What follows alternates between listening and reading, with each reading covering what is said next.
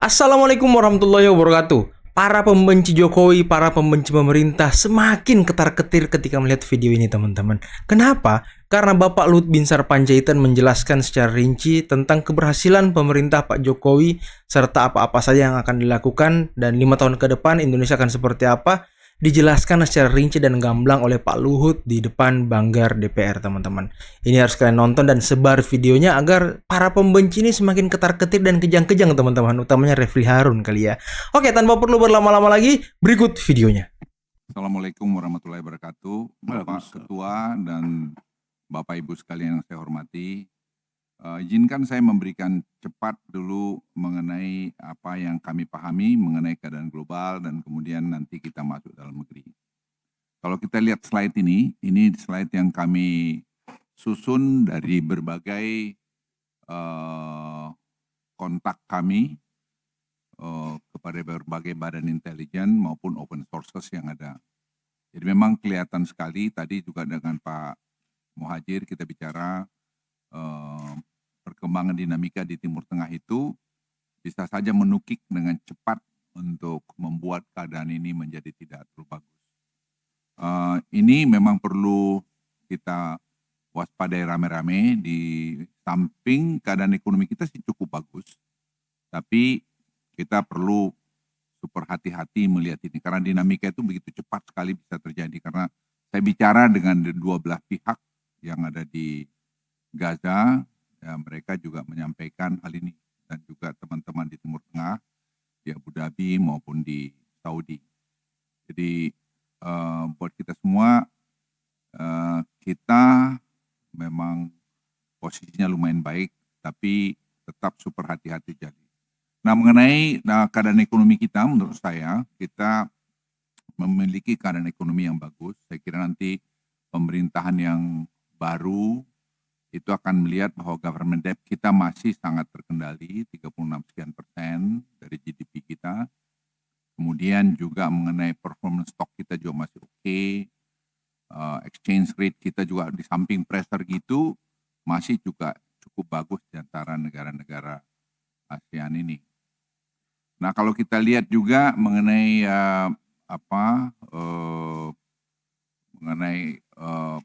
peningkatan efisiensi melalui digitalisasi, itu Simbara itu saya kira memberikan hal baru, source of revenue pemerintah, yaitu misalnya tadi batu bara, kelapa sawit, sekarang nikel juga, dan kemudian timah. Timah itu terus terang jujur agak terlambat kita memasukkannya ke dalam Simbara, tapi sekarang ongoing semua itu, dan dengan ada Gavtek ini jalan dan sekarang kita tersempurnakan, itu saya kira akan membuat Indonesia akan lebih baik. Jadi korupsi pasti akan berkurang dengan banyak, dan kalau Bapak Ibu lihat dengan e-katalog, dengan belanja pemerintah 3.000 triliun, itu semua bertahap kita masukkan di e-katalog. Sekarang tidak ada OTT lagi.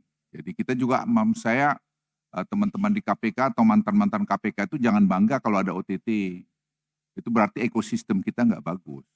Jadi itu yang kita perbaikin sekarang. Dengan semua orang belanja ke mesin, tidak ada peluang lagi atau makin kecil peluang orang tadi untuk melakukan hengki-pengki di luar. Itu yang menjadi tujuan kita. Jadi dengan sekarang masuk di nikel, masuk di batu bara, Anda melihat penerimaan negara di batu bara, saya kira bisa dilihat itu meningkat baik karena orang tidak akan bisa ekspor batu baranya tanpa dia masuk di dalam Simbara ini. Kalau dia sudah masuk Simbara, dia itu tidak akan bisa keluar dari biaya cukai kalau dia belum masuk. Jadi digitalisasi ini menurut saya salah satu game changer yang banyak kita tidak sadar bahwa itu sedang berjalan sekarang dalam pemerintahan ini.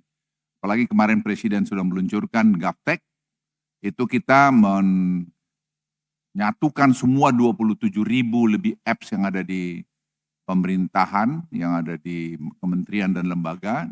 Nah itu saya berharap dalam beberapa waktu ke depan itu akan berjalan bertahap dan kita akan punya nanti single ID, digital ID, dan sekarang dengan begitu nanti seperti misalnya subsidi pupuk sudah akan targeted langsung pada orangnya dan dia harus beli nanti kepada e-katalog. Itu segera akan jalan. Nah itu 30 triliun kita pasti hemat. Yang selama ini bertahun-tahun saya pikir selalu jadi masalah di sana. Dan berapa menteri yang menjadi sasaran karena tadi kesalahan mengurus itu. Nah saya pikir ini perlu diapresiasi kerja keras dari tim. Di tempat saya ada ini saudara Odo, mana Odo ini?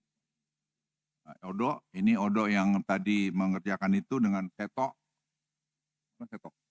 Seto, itu mereka yang membuat ini semua dan dibantu 400 anak muda Indonesia yang membuat tadi Gavtek ini. Itu dengan gaji yang kita bikin range antara 80 sampai 120 juta.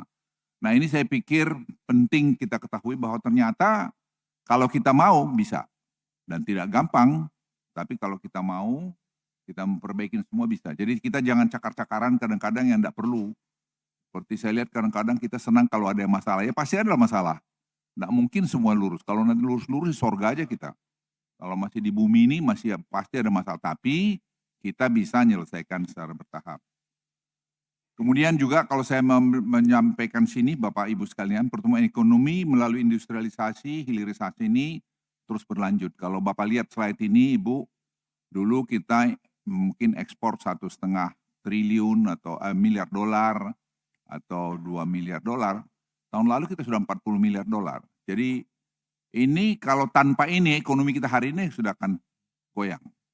Dan tahun 2028 saya kira kita bisa dekat 70 miliar dolar karena kita sudah produksi prekursor, katot dan sebagainya. Ini saya kira juga orang banyak tidak paham ada game changer, ada satu proses yang sedang berjalan di tempat kita dan itu sebabnya kami fokus masih menyelesaikan Kalimantan Utara karena investasi Kalimantan Utara dengan petrochemical tadi itu investasi yang sangat besar, beberapa puluh miliar dolar. Itu bisa 4% kepada PDB kita ke dampaknya. Jadi saya pikir hal-hal semacam ini saya sangat bagus. Kita dan ini sekarang kalau Bapak lihat, Ibu lihat di ujungnya itu daur ulang. Jadi semua 97% ya, 97-98% kita bisa ekstrak lagi nikel yang ada di sana. Saya juga ingin melaporkan pertama kali Indonesia masuk dari London Mineral Exchange di London, yang selama ini kita di-ignore. Nah dengan kita masuk, maka Indonesia sekarang, itu mimpi saya, yang menentukan harga nikel di dunia. Itu sebabnya Australia marah. Karena merasa kok Indonesia bisa. Ya kita bisa. Bangsa ini bangsa hebat kok. Yang manakala ada kita kurang lebih selama ini di toko-tokoin, ya bodohnya kita. Tapi sekarang kita buktiin, we prove it. Nah saya juga ingin laporkan, tim kami dengan tim European Union sudah mau negosiasi mengenai pelarangan kita ekspor nikel ore ke mereka. Jadi mereka bilang ya tapi yang prekursor katodnya kalian jangan jangan lagi larang. Kita nggak larang. Tapi saya bilang kami juga punya hak untuk survive. Nggak bisa kalian dikte kami. Jadi kita sekarang nikel ore menjadi tadi stainless steel itu, di situ pertambahan yang sangat tinggi sekali. Jadi Bapak Ibu sekalian, ini strategi-strategi yang kita jalankan dan yang terakhir juga saya ingin laporkan, kemarin ada tokoh dari Amerika datang, kita coba satukan, masuk di Mine ID atau di mana yang miliki nikel ore besar Indonesia, sehingga di dalam itu ada Amerika, ada Abu Dhabi, ada teknologi Cina, ada Indonesia. Sehingga kita nanti Inflation Reduction Act itu kita bisa bermanuver untuk bisa masuk di Amerika. Kalau ini masuk saya beritahu sama dia dan Seto juga kemarin bicara ke National Security Council di Amerika, ya kalian akan menghemat subsidi kalian hampir 30 miliar dolar. Unless 30 billion dollar is nothing for you, but for us a big money. Dia bilang enggak. Dan kau tidak akan bisa memenuhi 11 kali keinginan kalian untuk membuat jumlah EV di Amerika tanpa Indonesia. Jadi kita membuat juga mereka tergantung sama Indonesia, tapi kita juga memberikan solusi pada dia, dan dia harus melihat kita menjadi partner, bukan orang yang negara yang bisa diatur-atur oleh mereka. Kemudian digitalisasi saya sudah singgung tadi Bapak Ibu sekalian menjadi kunci optimalisasi penerimaan dan kualitas belanja negara. dan kualitas pelayanan publik. Karena ini menurut saya yang sangat penting. Jadi tidak bisa tanpa digitalisasi. Tanpa digital pasti korupsi janu. Sekarang saya hakul yakin bahwa korupsi itu pasti turun, efisiensi akan baik, dan itu akan berpengaruh pada PDB kita. Jadi Bapak Ibu sekalian, modeling yang dibuat teman-teman anak-anak muda di kantor saya, dengan budget defisit 2,5% roughly, itu mereka bisa dapat, pemerintahan yang akan datang itu dapat bisa dia 600 triliun ekstra atau lebih kurang, untuk sehingga pembangunan tadi jalan tol Sumatera itu akan tetap bisa dilakukan, kemudian ibu kota baru nggak ada masalah, terus kemudian berbagai proyek-proyek lain itu tidak ada masalah. Jadi kalau ada orang bilang ibu kota itu akan ada masalah, kita sudah hitung tidak ada masalah. Dan termasuk tadi makan bergizi, dengan tadi rencana presiden terpilih untuk membangun 20 sekolah SMA unggul di Indonesia untuk mencari krem de la krem anak-anak Indonesia yang nanti kita kirimkan ke iFelix. Dan itu juga sekarang sedang berjalan, kami sudah bicara dalam high level dialog dengan Cina, sehingga mereka membuka 50 slot untuk anak-anak pintar Indonesia masuk di Tsinghua. Saya ke Cina minggu depan, satu tadi untuk menindaklanjuti kerjasamanya. Kalau itu terjadi, Tsinghua itu adalah nomor 1 universitas terbaik di Asia, dan dalam bidang AI, dalam bidang teknologi, science and engineer, dan itu sama seperti Harvard dan MIT ataupun dari Stanford yang ada di Amerika. Jadi satu era di Pak Jokowi ini saya kira sudah dibangun satu ekosistem yang makin baik ke depan, yang bisa membuat Indonesia makin baik. Nah, ini menyangkut agenda utama tersebut diselaraskan dengan komitmen Indonesia dalam mengurangi karbon emisi dan pencapaian net zero emisi kita. Dan ini saya pikir dengan kita memiliki tadi carbon capture storage yang bisa sampai 450 Jod ya, 700 gigaton, itu saya kira angka yang sangat magnitude yang sangat besar, dan itu membuat kita kuat karena tidak akan ada zero emission tanpa carbon capture storage ini. Karena apapun itu harus CO2 harus diinjek dari ke perut bumi, dan itu kita punya, dan itu bisnis sangat-sangat besar. Dan itu saya pikir nanti petrochemical di dunia dia pasti akan minta injeksi kita, dan sudah minta sekarang. Dan tapi kita tawarkan, kenapa kau tidak bangun petrochemical di Indonesia? Sehingga seperti di Kalimantan Timur itu di sana aja banyak di depleted reservoir atau salin aquifer, itu mereka akan kita tarik pipanya nanti dari mana, dari North Kalimantan itu untuk tadi diinjek ke perut bumi di sana. Ini Bapak Ibu sekalian juga membuat source of revenue negara ke depan yang membuat Indonesia ini tambah bagus. Bapak Ibu sekalian, saya juga melaporkan kami mengenai ini bekerja terus mengenai NDC ini. Sekarang kita usulkan untuk pembentukan badan ini. Tadi malam kita juga berkoordinasi dengan tim dari Pak Prabowo untuk ini jadi jangan buang waktu sehingga nanti beliau dilantik, ini sudah semua jalan. Saya kira itu akan membawa Indonesia lebih bagus, dan saya pikir dari timnya malah tadi malam saya teknis sudah, mereka sangat anak muda, saya lihat sudah segera akan maju ke depan. Kemudian saya juga masuk Bapak Ibu sekalian menjadi negara pendapatan tinggi, inovasi harus juga ditingkatkan. Ini kuncinya human capital. Kalau kita lihat slide ini, inilah posisi kita Bapak Ibu sekalian. Tidak gampang, tapi doable. Sangat bisa kita lakukan. Kalau timnya nanti, saya tetap usul pada Pak Prabowo, cari anak-anak muda, dan kemudian ego-ego partai juga perlu dikurangin, supaya ini kita jalan. Karena kalau partai itu saran saya sedikit, cari aja anak-anak muda juga yang untuk masuk nanti membantu pemerintahan yang akan datang. Kemudian juga mengenai pendukungan Kemenko Markes pada kebijakan tema pembangunan sampai 2025, saya sampaikan tadi sudah kita sumbangkan economic modeling yang dibuat saudaranya Pak Said itu.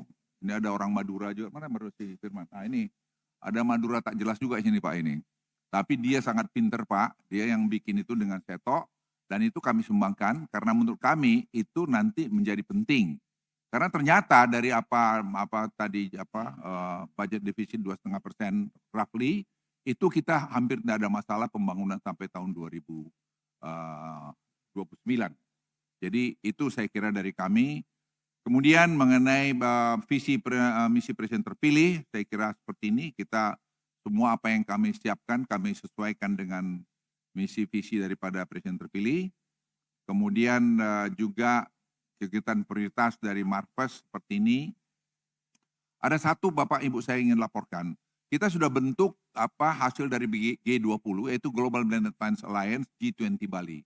Di situ dalam struktur itu jadi international organization, kita ada masukkan tadi family office. Apa itu family office? Saya juga baru tahu Bapak Ibu. Family office ini di mana orang-orang luar naruh dananya di situ tanpa bunga, ya, di Indonesia. Jadi ini terjadi, kita lihat di Singapura, di Hong Kong, di Abu Dhabi, di mana-mana. Di Singapura itu ada 1.500 family office. Dan ada 1,6 triliun US dollar saja yang nangkring di Singapura. Saya lapor Bapak Presiden, masa kita nggak bisa Pak bikin ini. Tapi mereka minta common law. Supaya common law dan arbitration internasional, supaya secure. Ya yang kita pajak adalah tadi investasi dia. Dan mereka sangat senang dan sekarang kita siapkan Bali untuk menjadi tempat itu. Jadi saya mohon dukungan dari parlemen juga dan kami sudah menyiapkan ini. Tadi pagi saya baru Zoom call dengan 6 konsultan untuk finalisasi. Saya juga ingin mengundang Bapak nanti siapa dari Pak Said untuk nanti hadir pada waktu kami akan bicara sama mereka memfinalkan sebelum kami bawa ke ratas. Karena menurut hemat saya ini satu perubahan luar biasa karena orang-orang kaya itu bilang ke saya waktu di Bali, kami pengen juga taruh duit di Indonesia, tapi bisa nggak kalian bikin common law, bikin arbitration internasional dan sebagainya. Saya bilang bisa kita bikin, kalau bisa di Singapura, bisa di Abu Dhabi, bisa di Hong Kong, kenapa tidak bisa di sini? Saya lapor Pak Presiden, sepanjang kita dapat duit, Republik dapat duit, dia taruh duitnya di sini 100 miliar, 200 miliar dolar secara bertahap, itu saya kira bagus. Karena kita juga sudah berikan golden visa kepada banyak tokoh-tokoh dunia. Bapak Ibu sekalian, mengenai direktif dan penugasan dari Presiden ke kami, saya kira bisa dilihat di slide ini, ya sangat banyak, termasuk tadi menyangkut task force mengenai IKN. IKN itu tidak ada masalah, yang masalah yang jadi pimpinannya. Jadi kalau orang belian ada, tidak ada investasi, pembangunan, semua jalan. Ya ada yang lambat sana sini, ya biasalah itu. Tidak ada isu. Dan memang banyak masalah yang lalu yang kita tuntaskan sekarang ini. Dan overall menurut saya tidak ada isu mengenai ibu kota. Apalagi sekarang pelaksana tugasnya Pak Menteri PUPR, beliau sangat cepat. Kami membantu, Setok dengan tim membantu tadi pembebasan tanah yang 2.000 hektar lebih kurang bermasalah. Tapi saya kira dengan Bank Tanah juga kita juga kerjasamakan dan saya melihat ya overall itu akan bisa terselesaikan. Karena semua saya lihat kerja secara terpadu. Kemudian mengenai daerah super prioritas pariwisata, Bapak Ibu sekalian, satu-satunya negara di ASEAN ini sekarang yang punya empat ya. Hah? Ya, jadi kita punya tujuan turis yang dianggap bagus ada 5, Indonesia. Kita ada Bali, ada Mandalika, ada Borobudur, Labuan Bajo, dan Toba.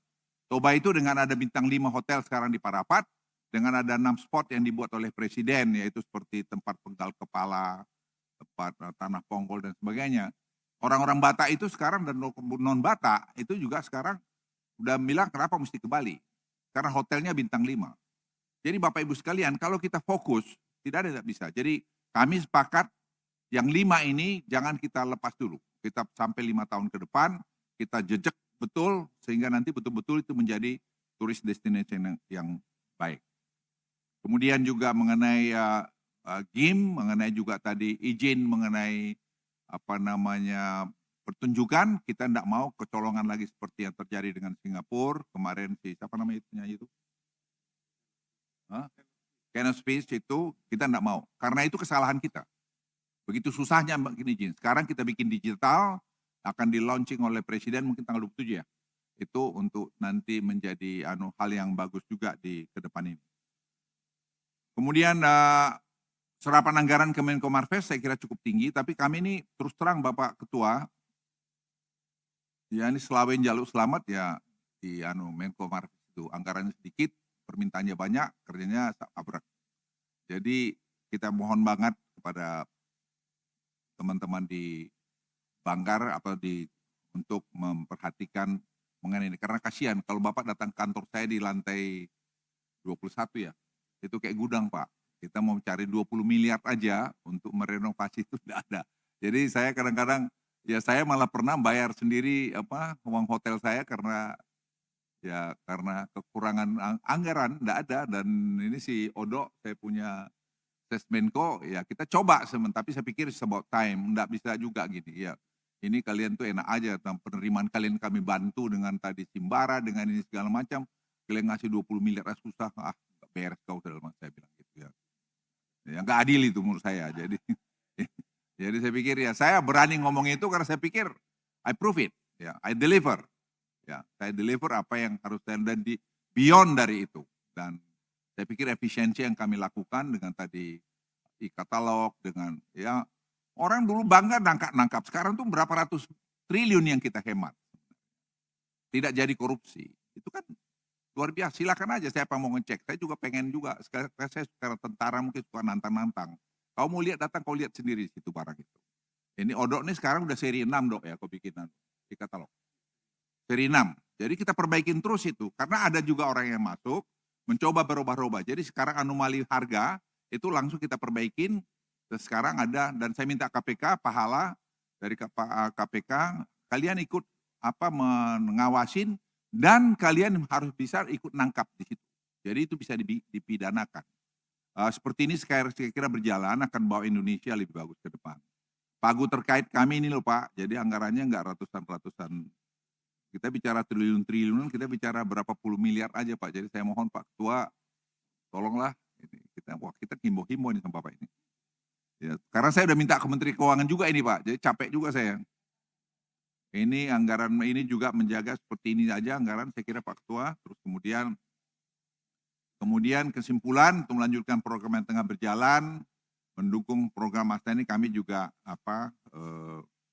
ingin bisa ini jalan. Nah, saya hanya mohon satu Pak, kalau boleh kesimpulan terakhir ini mengenai Global Blended Finance Alliance G20 Bali ini, pendanaan kita $10 juta, minta $10 juta itu untuk 5 tahun Pak, itu supaya juga nanti kita dukung. Jadi karena ini menjadi platform kita untuk Global South. Jadi leadership Indonesia Foreign Policy, kita ada platformnya nanti. Jadi pakai ini. Jadi kita udah pikirkan ke sana. Saya pikir itu bagus. Yang kedua, saya juga meminta bantuan bapak-bapak mengenai family office ini. Nanti saya mohon kalau boleh Banggar juga karena Pak Said ini kungkunya tinggi. Nanti biar sama-sama kami lihat ini Pak. Karena family office ini biar kita punya produk rame-rame. Karena kalau ini jalan Pak, saya kira Bali itu akan menarik orang untuk taruh duitnya ya ke Indonesia maksud saya, dan mereka akan investasi Indonesia karena peluang investasi Indonesia lebih banyak daripada di Singapura ataupun di Hong Kong. Di Hong Kong mereka merasa melihat Cina dengan Taiwan itu jadi kompleks, mereka memilih Indonesia itu tetap menjadi pilihan mereka. Saya kira itu Pak, yang ada saya miss lagi. Ada toh? Saya kira itu yang saya bisa laporkan kepada Bapak Ibu sekalian. Kurang lebihnya saya siap untuk menjawab pertanyaan dari Bapak Ibu. Sekian, terima kasih. Wassalamualaikum warahmatullahi wabarakatuh. Waalaikumsalam. Baik, terima kasih. Nah teman-teman, itulah tadi penjelasan dari Bapak Luhut Binsar Panjaitan di Banggar DPR. Semoga penjelasan ini dapat menambah ilmu serta wawasan kita dalam menilai dan melihat seperti apa Indonesia sekarang serta 5 tahun ke depan teman-teman ya. Dan juga menambah ilmu kita kalau kita debat dengan orang-orang pembenci Jokowi, pembenci pemerintah, kita bisa counter dengan apa-apa yang telah dilakukan pemerintah tentang keberhasilannya, utamanya mungkin hilirisasi ya, yang selalu digadang-gadang yang akan membuat Indonesia menjadi negara yang maju, negara yang makmur. Semoga ke depan, 5 tahun ke depan, perpanjangan atau keberlanjutan pemerintah ini semakin jelas, semakin terang membawa kita menjadi negara yang makmur teman-teman ya.